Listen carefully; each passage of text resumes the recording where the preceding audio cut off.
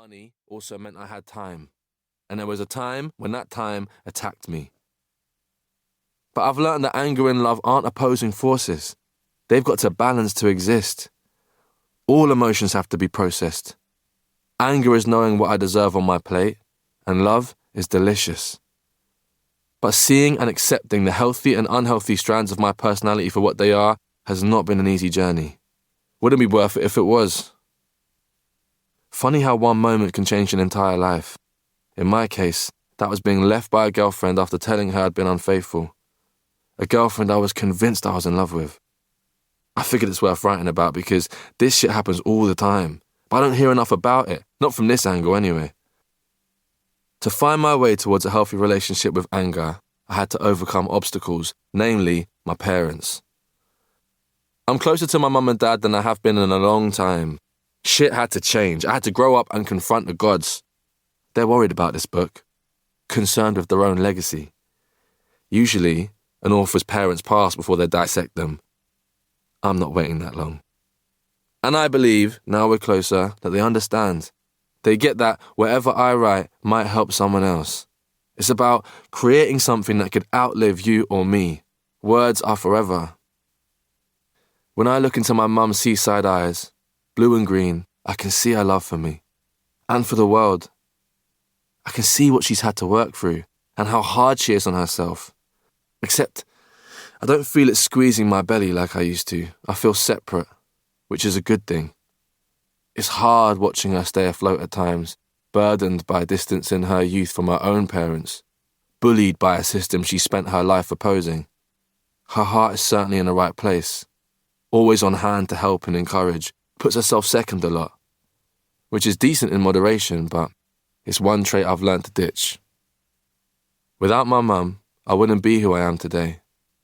A warrior and a wanderer, a proponent of going your own way, separating from the herd. When I hang out with my dad and his new family, I catch him staring at the corner of my eye, like he's taking me in, marveling at his creation. He too is a survivor of fucking everything, and I feel that now. I'm soothed by it as I grow older. As the rings add up, so does my love for him. But it's not been easy, and I've needed to be honest, to move past the anger. There's so much about him I still don't know. 2. My mum killed our neighbour's dog. Yeah, that's right. My mum killed our neighbour's dog when I was 16. It was an accident. Dog had it coming, unfortunately. He was an idiot. He was unable to run and face forwards at the same time. I love dogs, but sometimes you have to be realistic. I tried to warn the owner's son, Joe, told him to be careful. I said you can't keep chasing him around the mews if he's incapable of looking ahead.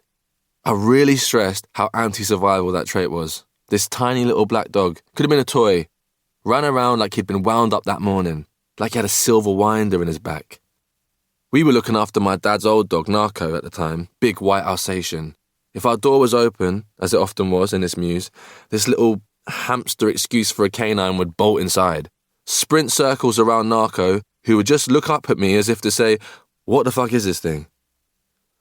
The mews we used to live in was an unsolved Rubik's Cube.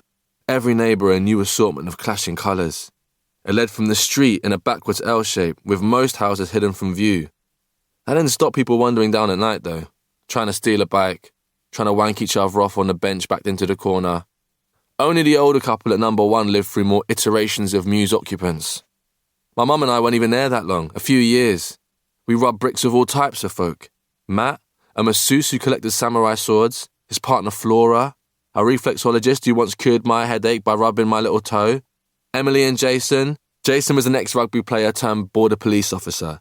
Told me how many times people had tried to stab him.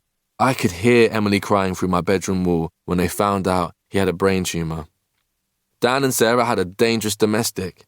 Word on the news was he broke her foot. She called the police. He ended up being pepper sprayed to the ground and arrested. I slept through the whole thing.